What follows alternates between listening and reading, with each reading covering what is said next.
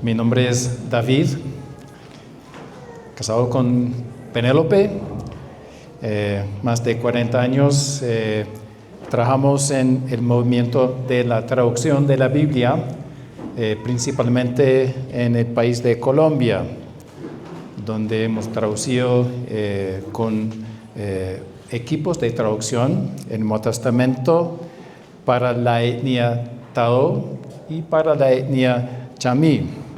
Trabajamos no solamente en la traducción de la Biblia, sino también lo que es la promoción del uso de las Escrituras, porque el sueño es ver vidas transformadas a través del poder de la palabra de Dios.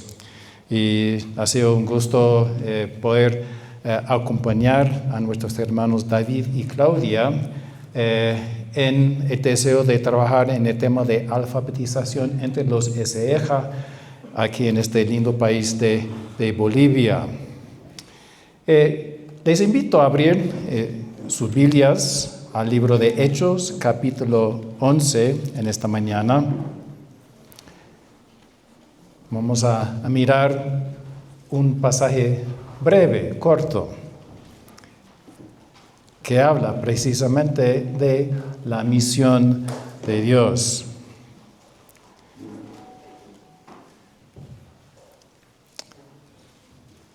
Hechos 11, vamos a comenzar en el versículo 19.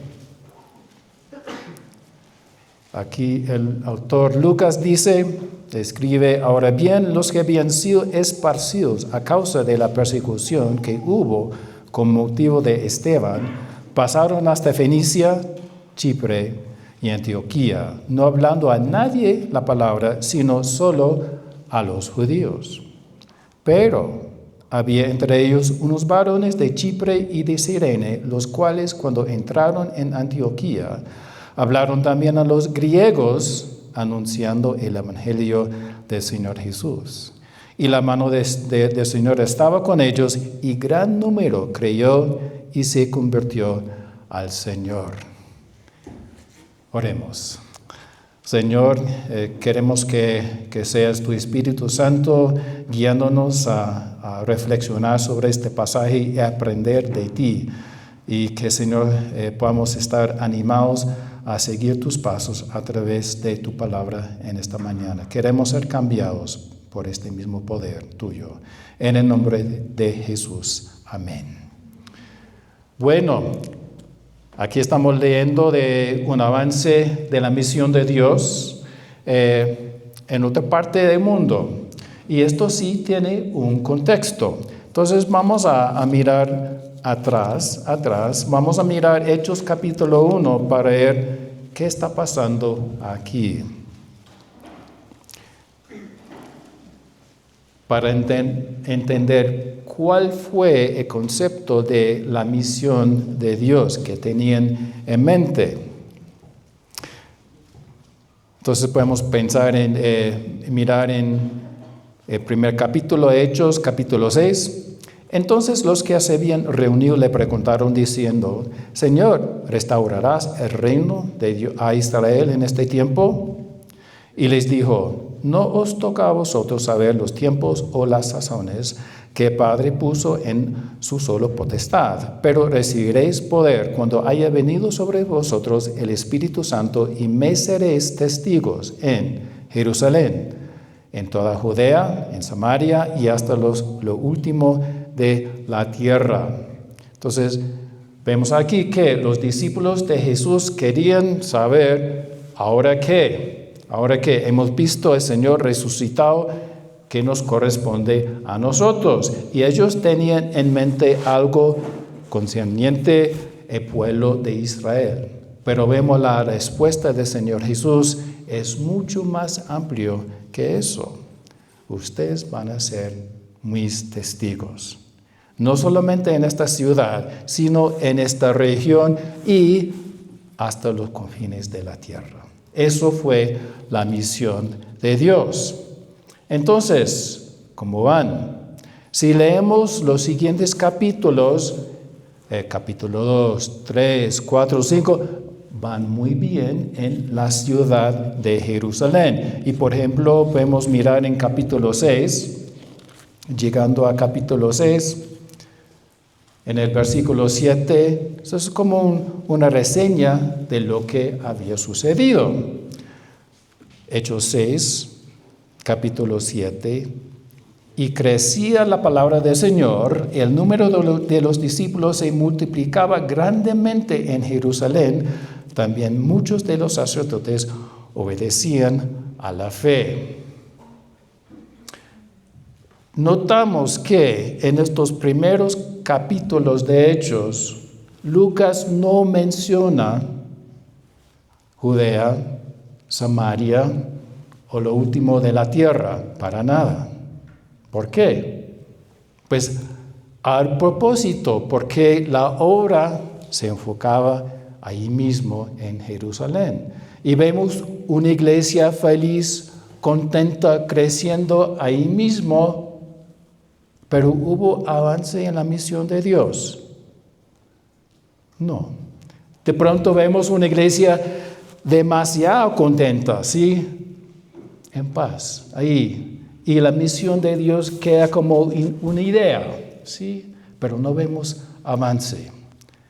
Entonces, ¿qué tuvo que hacer el Señor? Vamos a Hechos capítulo 8.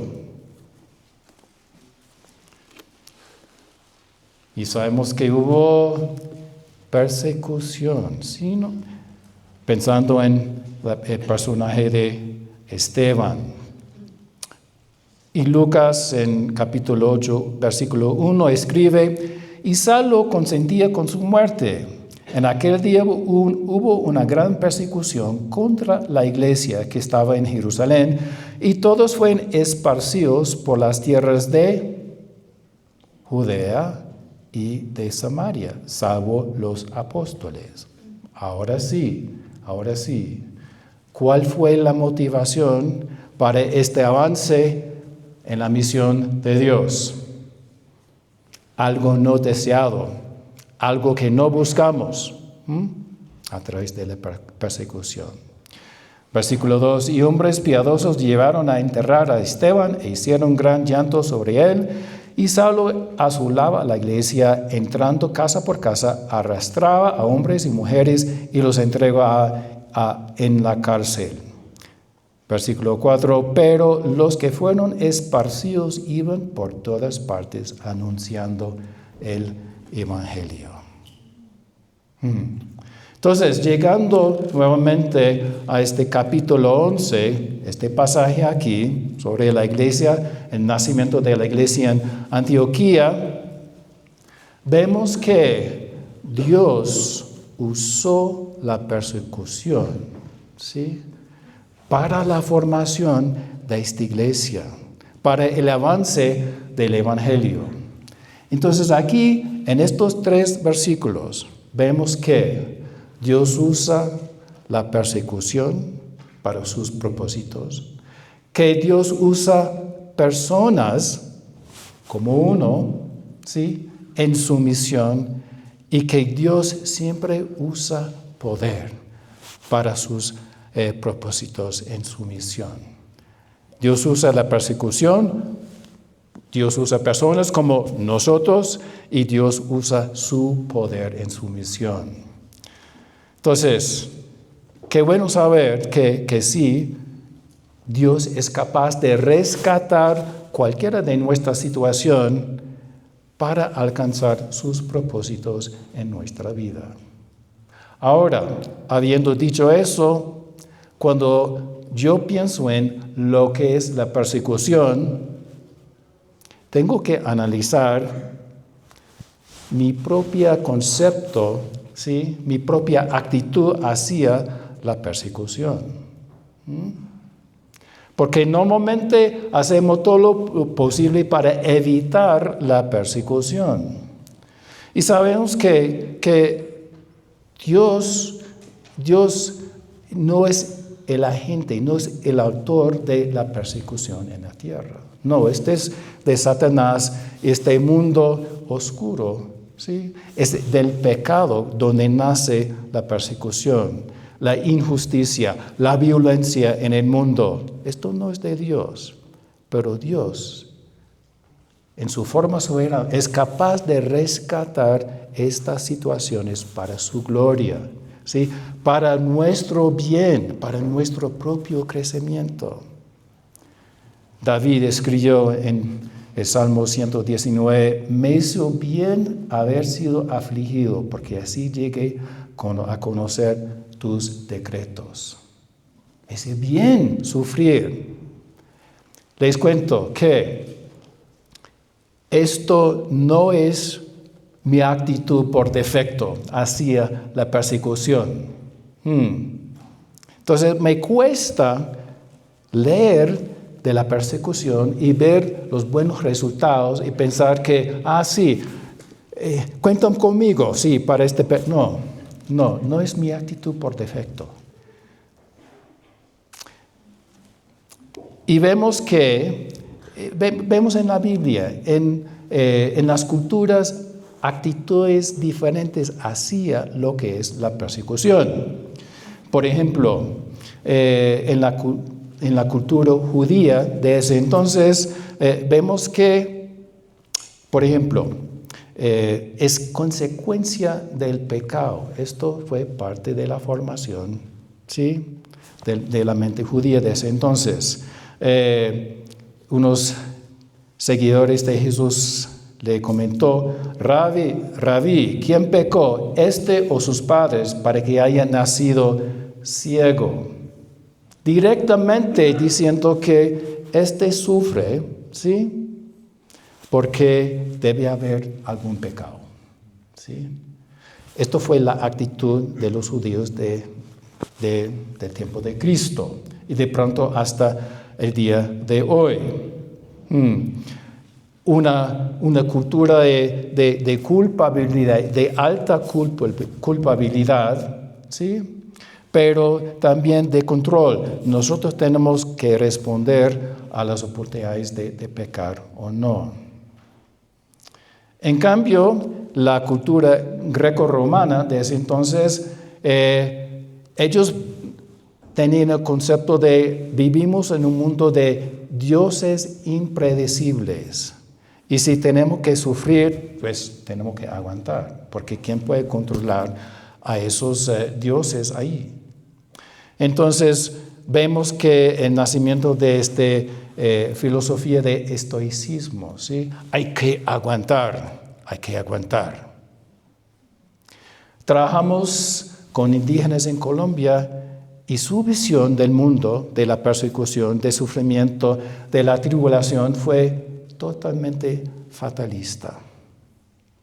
Yo me acuerdo un día estamos trabajando con el equipo de traducción en la casa y por situaciones no tuvimos comida en la casa en ese día.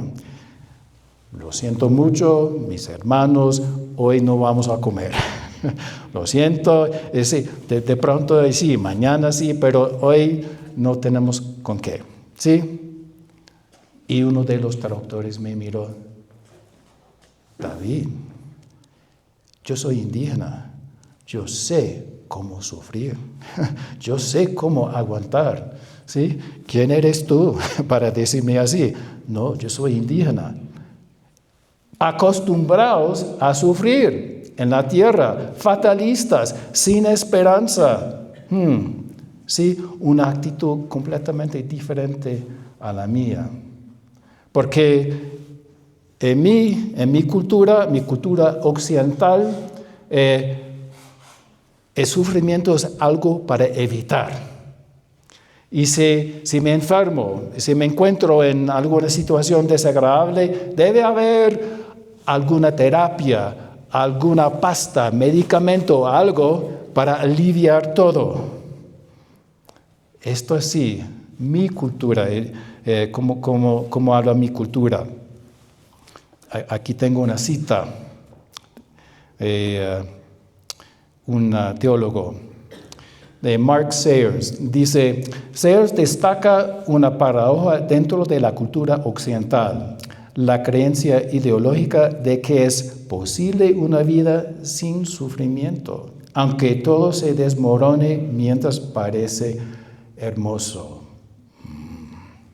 Se refiere a esta contradicción como la tercera cultura de la sociedad occidental, un bello apocalipsis en el que la fachada de progreso enmascara la desintegración subyacente. Así es mi cultura, así es mi cultura. Entonces, yo tengo en la vida diaria escoger entre lo que nací creyendo y lo que la Biblia presenta como la verdad. Que Dios es capaz de usar la tribulación, el sufrimiento, la persecución para sus propósitos. No solamente para su misión, también para mi vida personal. Y yo sé que la mayoría de nosotros hemos pasado por situaciones así, o de sufrimiento, de enfermedad, o de persecución, o de conflicto, aún en la iglesia misma. Pero Dios es capaz de usar estas situaciones, ¿sí?, para nuestro crecimiento, para el avance de su obra.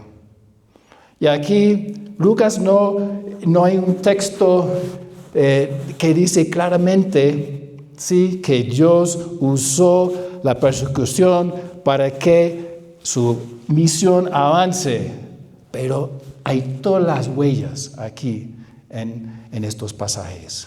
Está muy claro. Lucas quiere que sepamos que Dios usa la persecución para el avance de su reino. ¿Cuál es tu actitud hacia el sufrimiento, la tribulación o la persecución en esta mañana? Tenemos la capacidad de ver lo que Dios está haciendo en nuestras vidas y someternos, ¿sí?, a su mano. Bueno, aquí vemos, siguiendo, estamos en versículo 19. Entonces vemos que este grupo de personas perseguidas, discípulos de Jesús, saliendo a causa de la persecución, iban de Jerusalén hacia el norte hasta Antioquía. Y en versículo 20 dice que había entre ellos unos varones de Chipre y de Cirene, hablando también a los griegos, anunciando el evangelio del Señor Jesús.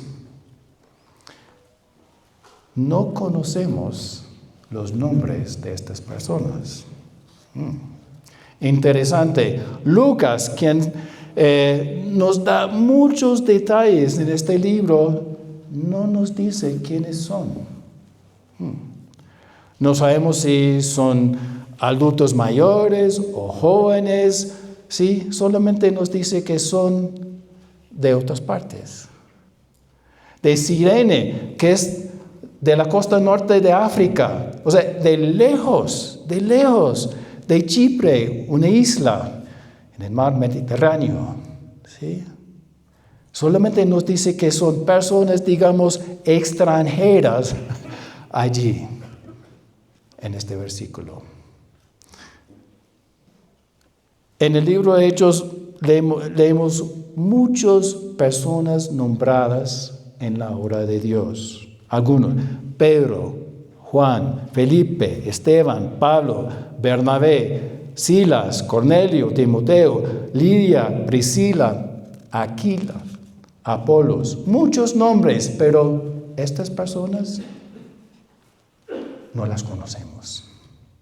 En algún momento, sí, cuando llegamos al cielo, nos podemos presentar, sí, y conocer quiénes son.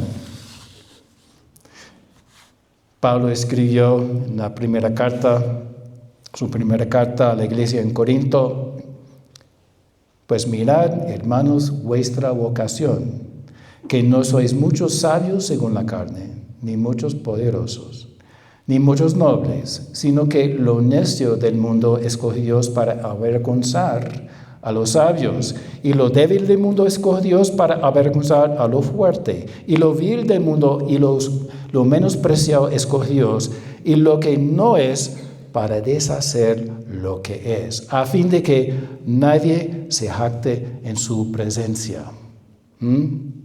Dios usa personas sin nombre para alcanzar sus propósitos, ¿sí? Para avanzar en su misión, ¿sí? Las personas sin nombre, aquí vemos como héroes, como personas activas. Dios usa personas como tú y yo en su misión, ¿sí? No sabemos quiénes son, pero en algún momento sí, si estamos en el Señor. Entonces, aquí me identifico, ¿sí? Con la misión de Dios. Yo no nací siendo traductor de la Biblia. No fui capacitado inicialmente en la traducción de la Biblia. Mi esposa y yo somos músicos, ¿sí? De formación, de capacitación, de profesión. Y fue mucho más tarde en la vida cuando nos dimos cuenta de que el Señor quería que estemos en el movimiento de la traducción de la Biblia. ¿Qué ventaja tenía yo siendo músico? ¿Qué recursos tenía yo? ¿Sí? ¿Qué hoja de vida tenía yo para calificarme para esta obra? No, nada. Dios es capaz de usar personas normales como tú y yo en su obra. Y es totalmente porque Él nos da con qué. Acabamos de leer. Es para que nadie se jacte en su presencia. Dios quiere que dependemos de Él y su poder, de su inteligencia. También es interesante aquí, Dios está usando personas, digamos, desconocidas, pero sabemos que el detalle que incluye Lucas acá es que son personas desplazadas, personas que habían llegado de otras partes del mundo, ¿sí? Desplazados por cuestión de la violencia de la iglesia allá en Jerusalén. ¿Será que ustedes conocen algunos desplazados?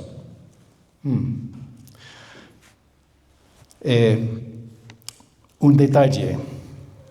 Este es un informe del año 2023, dice, según la Agencia de la ONU para los Refugiados, había 1.017.3 millones de personas desplazados por la fuerza por causa de conflictos, violencia, persecución, violaciones de los derechos humanos y eventos que perturbaron gravemente el orden público.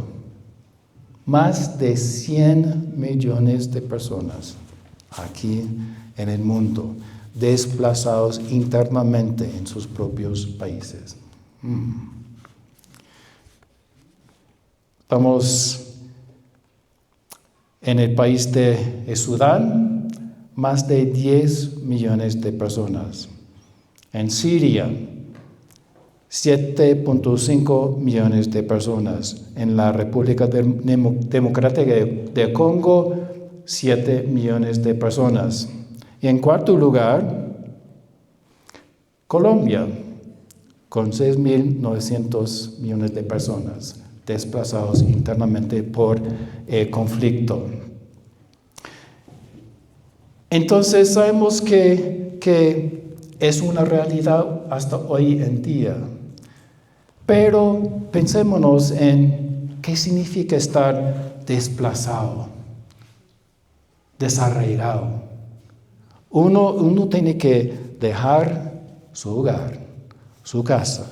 Uno tiene que dejar sus terrenos, sus siembras, todo lo que es su identidad, dejar todo, absolutamente todo, e ir a otra parte como una persona que no tiene arraigo. Eso es una trauma. Llegamos a eso.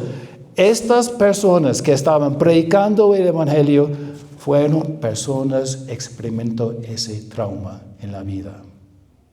Pero no fueron, eso no fue una excusa para ellos. No estamos en este momento capaces de participar en la obra del Señor. Personas que habían experimentado una trauma impresionante, sí, en sus vidas, personas heridas, pero personas dispuestas a pesar de su situación, ¿sí? Personas en este peregrinaje, pero vemos que vieron a personas, los griegos, o sea, en el idioma griego, los helenistas, personas de la etnia griega, pero convertidos al judaísmo, ¿sí? Entonces, sabemos que en el Medio Oriente, en ese entonces, la mayoría de la gente estaba hablando en arameo, por lo menos en esa parte del mundo. Entonces, este grupo de desplazados por la persecución llegan a Antioquía y van predicando a los judíos. Entonces, pero un grupito, estas personas de Chipre y de Cirene, dicen que estas personas no hablan hebreo, no hablan arameo. ¿Cómo podemos alcanzar a estas personas? Así, yo hablo griego, ¿sí? Déjenme hablar con ellos. Lucas resalta la significancia de comunicar el Evangelio en el idioma del oyente. Y aquí vemos en este bello país de Bolivia que se habla 37 idiomas más que el español, ¿sí o no? Más o menos. ¿Cómo debemos estar alcanzando a esos pueblos? ¿En español? ¿En el idioma de Reina Valera 60? ¿O en su propio idioma? Estas personas desplazados, dispuestas, aquí, yo sí hablo griego, déjeme hablar con estas personas.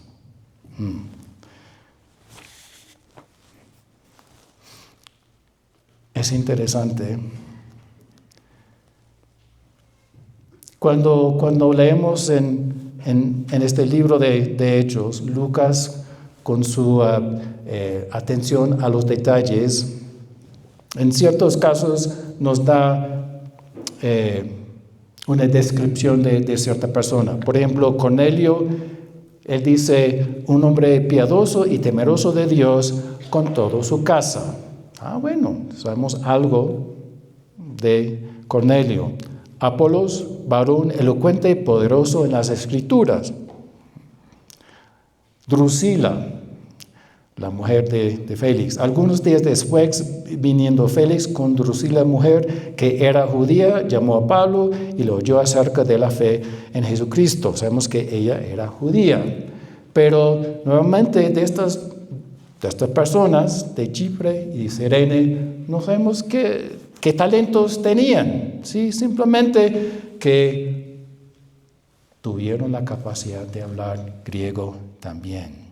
No menciona su capacitación, sus títulos, sus estudios, su experiencia previa, nada de eso. Simplemente eran personas dispuestas y que hablaron griego.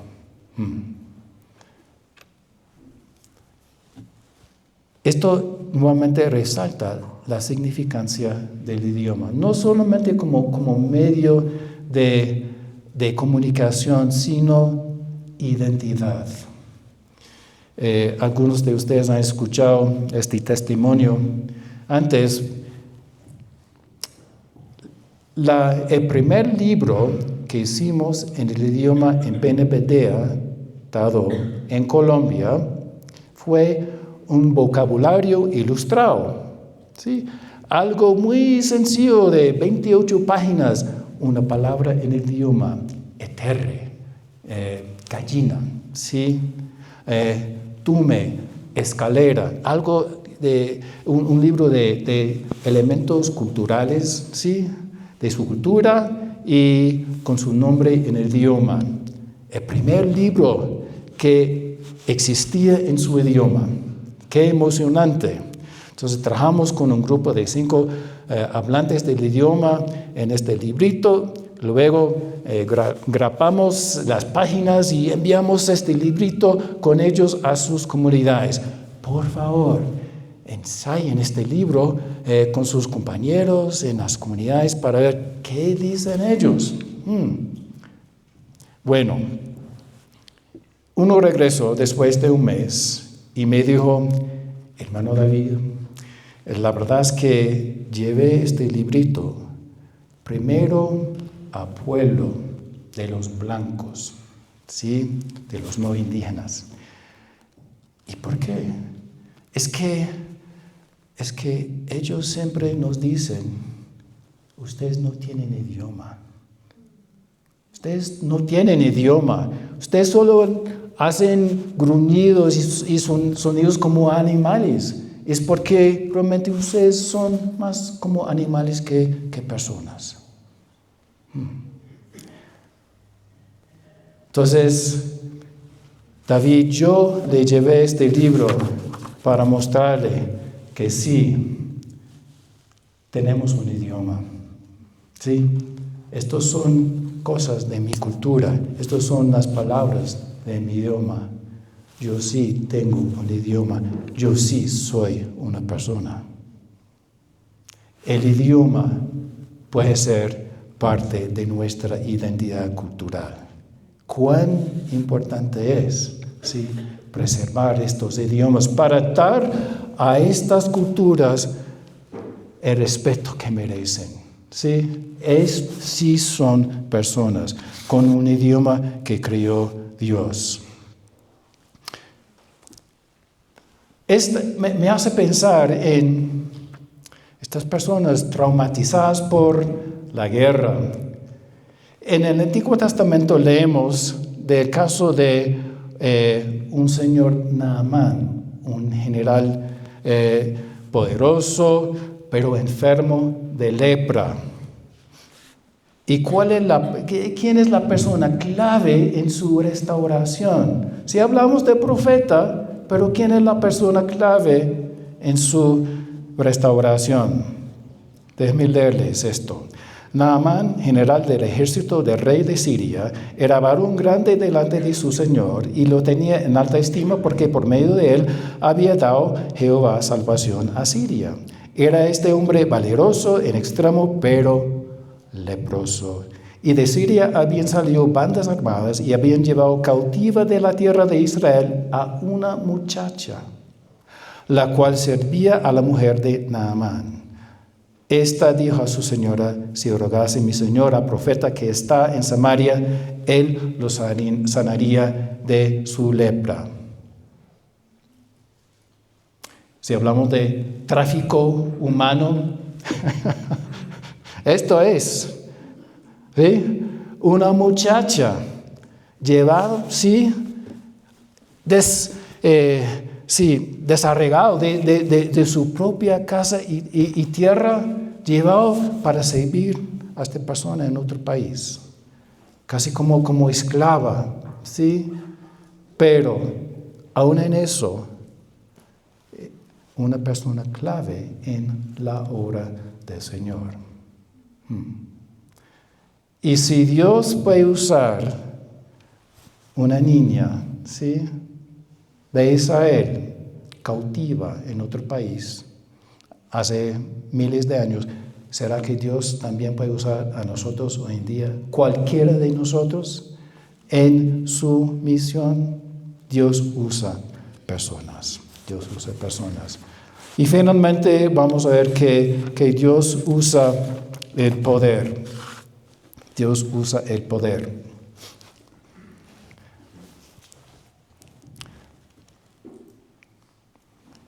Esto es en 21. Y la mano del Señor estaba con ellos, y gran número creyó y se convirtió al Señor.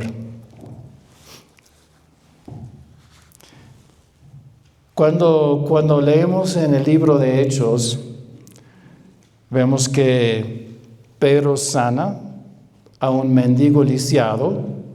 ¿Se acuerda? Él dice, no tengo plata ni oro, pero lo que tengo te doy en el nombre de Jesucristo de Nazaret. Levántate y anda. Eso es lo que hace el Señor. Poder. Leemos en el capítulo 4, y con gran poder los apóstoles daban testimonio de la resurrección del Señor, y abundante gracia era sobre todos ellos. Y cuando Esteban fue a la presencia del Señor por la persecución, dice, y Esteban, lleno de gracia y poder, hacía grandes prodigios y señales entre el pueblo. Entonces, aquí tenemos un récord de los prodigios, los milagros, el gran poder del Señor. Y lo que sabemos que es cierto es que no se alcanza a realizar la obra del Señor con el poder humano. Pablo escribió también a la iglesia en Corinto, 2 capítulo, así que hermanos, cuando fui a vosotros para anunciaros el testimonio de Dios, no fui con excelencia de palabras o de sabiduría, pues me propuse no saber entre vosotros cosa alguna sino a Jesucristo, y esto crucificado. Y estuve entre vosotros con debilidad y mucho temor y temblor. Y ni mi palabra ni predicación fue con palabras persuasivas de humana sabiduría, sino con demostración del Espíritu y de poder, para que vuestra fe no esté fundada en la sabiduría de los hombres, sino en el poder de Dios. Esto es clave, que no se alcanza realizar la obra de Dios en el poder humano, es en dependencia del Señor. Y por eso, en una parte, Dios usa personas normales como tú y yo. ¿Sí? No somos estas personas grandes reconocidas por el mundo. No, personas normales.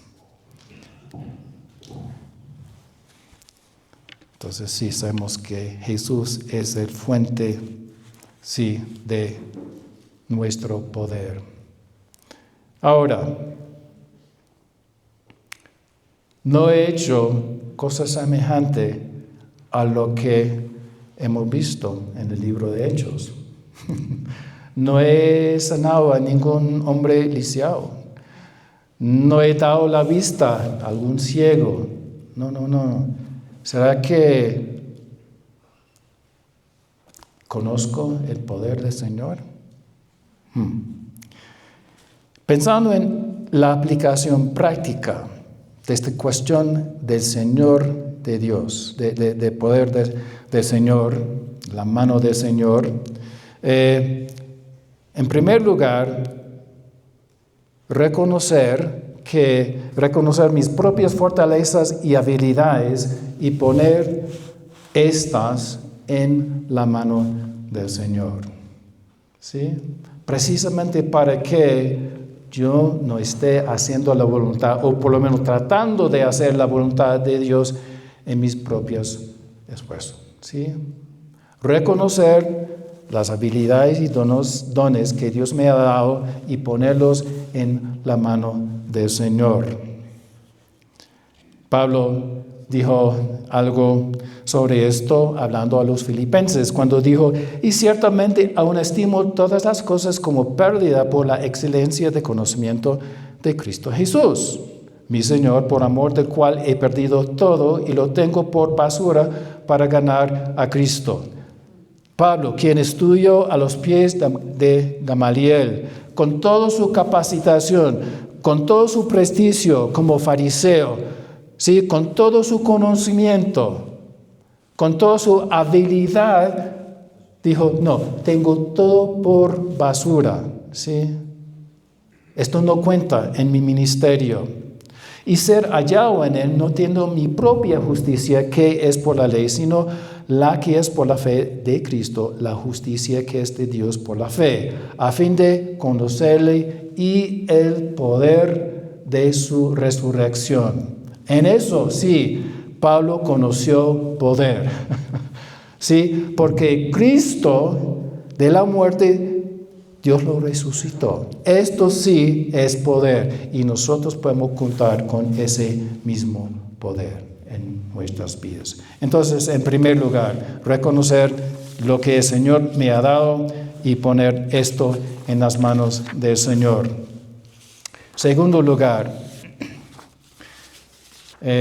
reconocer que somos seres tanto espirituales como físicos y que estamos siempre en el conflicto espiritual, en esta guerra espiritual, donde mis fuerzas corporales son ineficaces. Pablo escribió a los Efesios, por lo demás, hermanos míos, fortaleceos en el Señor y en el poder de su fuerza, vestidos de toda la armadura de Dios, para que podáis estar firmes contra las acechanzas del diablo. Esto sí es realidad. Es una realidad que no reconoce el mundo. Sí, esto no es parte necesariamente de nuestras culturas, pero Pablo lo tiene muy claro. Estamos en guerra espiritual. ¿Sí? Vivimos en otra realidad también. Y sin poder contar con el poder del Señor, no vamos a poder defendernos. ¿Sí? Tenemos que tomar la armadura que Él nos da para experimentar este poder de Dios. Cuando fuimos a vivir con los empenetrados por primera vez, estamos viviendo con una familia allá mismo en la comunidad. Tuvimos un cuarto aparte en esta casa. Se construyen sus casas sobre postes hechos del cuero de una palma. Entonces estamos viviendo en una casa estilo eso y normalmente toda la familia tienen una casa con una sola habitación grande. Esta familia tenía, por casualidad, un cuarto, digamos, aparte. Allí nos vivimos, ¿sí? Al inicio, compartiendo pues, con esta otra familia bondadosa, pero totalmente pagana, o sea, totalmente animista. Y esto sí fue nuestros primeros meses en la comunidad. Y de pronto llega un haipana a la casa. Esto es su brujo, su chamán, su médico tradicional. Había una señora de edad enferma, no nos permitía ofrecerles medicamentos, no, esto es de lo nuestro, ¿sí? Entonces llegaba el médico para trabajar diariamente con esta señora. Y a diferencia de los médicos occidentales, este señor siempre llegaba de noche para trabajar. Sí, en la oscuridad. Y justo estamos solamente comenzando a aprender el idioma. Entonces no escuchamos nada, no entendemos nada de lo que estaba diciendo. Pero en la noche escuchamos toda manera de gritos y imprecaciones y oraciones y fue muy bullicioso. Y nosotros en nuestro cuarto tratando de aguantar todo esto. taparon todas las grietas en las paredes para que no viéramos nada de lo que estaba sucediendo allá. Esto fue, sí, de hecho, privado. Pero nosotros aguantando con pesadillas y no podemos dormir. ¿Y qué? La armadura de Dios. ¿Sí? No tuvimos nada de nuestra cultura, de nuestra preparación para aguantar esa situación. ¿Sí? El poder de Dios experimentamos en la armadura que Él nos daba. ¿Sí?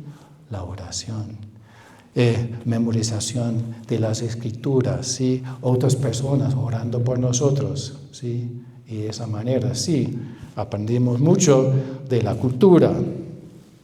Bien, entonces, reconocer que somos espirituales, ¿sí? Y el Señor nos ofrece su armadura para vivir en este conflicto espiritual. Y finalmente, reconocer el poder del Evangelio. Reconocer el poder del Evangelio. Estos hermanos desconocidos, en este pasaje, proclamaron la palabra de Dios en griego, a griego hablantes, y Lucas dice que el poder del Señor estaba con ellos. El número de nuevos creyentes creció. El poder del Evangelio. En nuestro ministerio en Colombia tuvimos nuestro Saulo. Se llamaba Libardo. Y Libardo fue nuestro opresor del ministerio. Pero ¿qué están haciendo estos extranjeros aprendiendo nuestro idioma? ¿Sí? Enseñando este evangelio a nuestra gente, traduciendo la Biblia a nuestro idioma. No puede ser. Y era un hombre de poder, de reputación, de posición en su comunidad. Entonces tenía mucha influencia. Y siempre persuadía a las personas no participar en esta obra de la traducción de la Biblia. Nuestro enemigo número uno. Sufrimos la persecución, ¿sí?, por parte de este señor Libardo. ¿Cuándo? Llega un momento en su vida cuando se enfermó. Está a punto de morirse cuando otro miembro de la comunidad que sí participó en la traducción, que sí llegó a conocer al Señor Jesús, le habló en su idioma y se convirtió. Bueno, escuchamos esta historia, ¿verdad? Libardo, ahora nuestro hermano en la fe, ¿verdad? No puede ser. Nosotros dudamos. Cuando después de un mes toca la puerta, ahí está Libardo, diciendo: ¿será que hay lugar para mí en este proyecto de la traducción de la Biblia? Y le dijimos: bueno, déjenos pensar en eso. Entonces hablamos con el equipo y en ese entonces, pues hablando de la persecución, solo pudimos vivir entre los Estados unos 3 años en la selva colombiana, porque después entró la guerrilla y nosotros quedamos como desplazados también. ¿Sabemos algo de eso? ¿Sí? Tuvimos que abandonar nuestra casa en la selva para ubicarnos en la ciudad. Entonces sí, hemos estado viviendo en la ciudad de Pereira desde ese entonces. Entonces, Libardo hizo el viaje de la selva a Pereira para permiso para unirse al equipo. Nosotros sentimos como los hermanos en Jerusalén. Cuando llegó Saulo, ¿sí? Nuevamente a Jerusalén, ¿será que realmente este es quien nos atormentaba? ¿Ahora qué? ¿Es creyente? ¿Será? Entonces llega Libardo con esta petición. Entonces le llamé a su esposa. Cuéntame, ¿sí? De Libardo. Ella dijo, ya no me pega,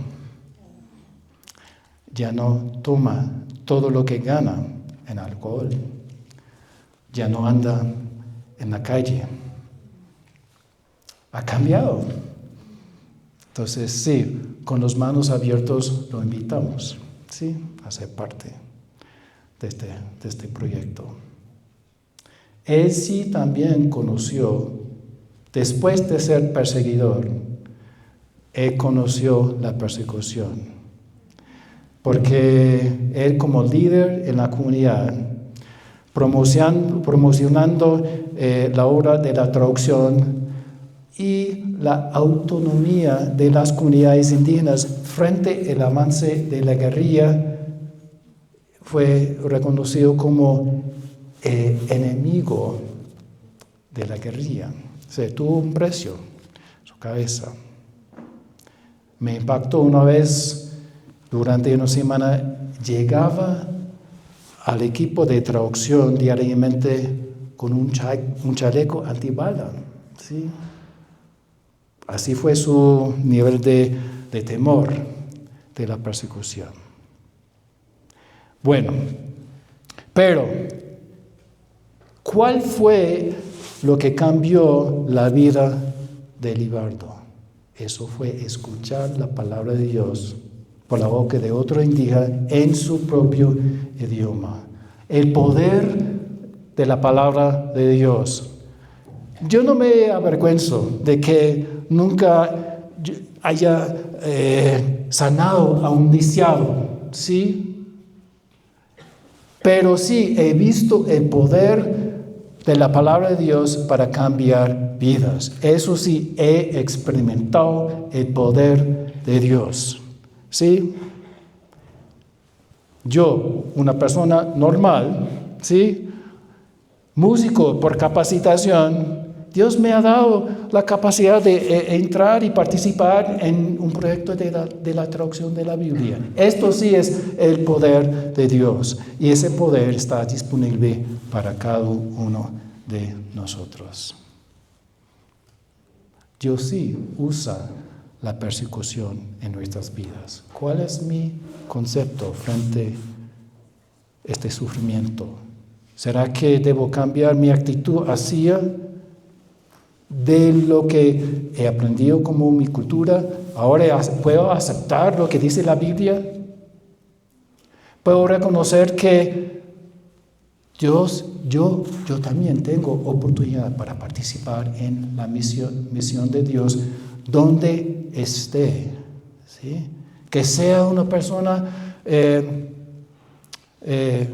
andando como peregrino, desplazado, ¿sí? Pero Dios es capaz de usarme donde yo esté en su misión. Y siempre Dios dispone de su poder en mi vida. Podemos pensar en la persona del Señor Jesús. Él también fue perseguido.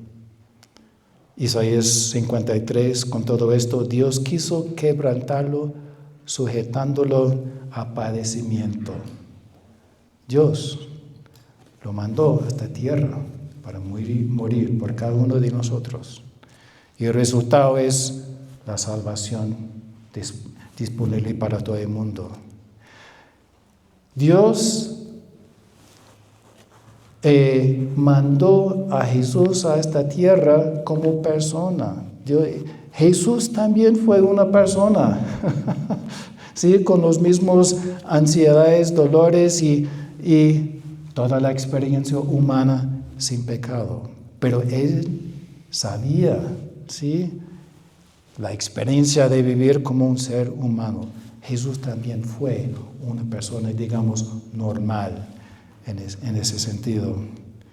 Y Jesús también conoció el poder de su Padre Dios cuando lo levantó de la muerte.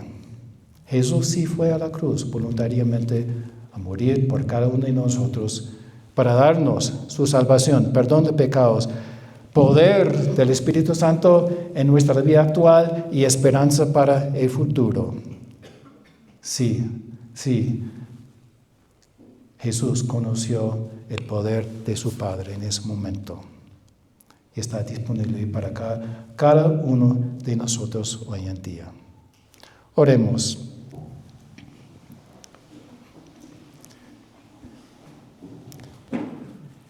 Señor, estamos agradecidos por estas palabras de Lucas que refleja la realidad tuya y no necesariamente la realidad de este mundo. Danos, Señor, tus ojos para que podamos entender y aplicar estas verdades a nuestras vidas de hoy.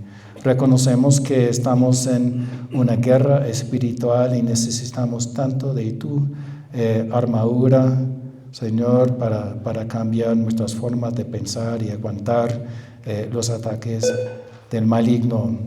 Oramos por la persona, Señor, que nos acompaña en esta mañana, que no te conoce.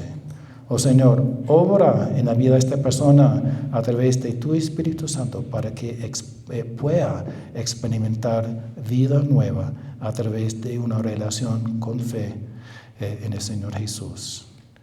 Oramos esto en su nombre. Amén. Gracias.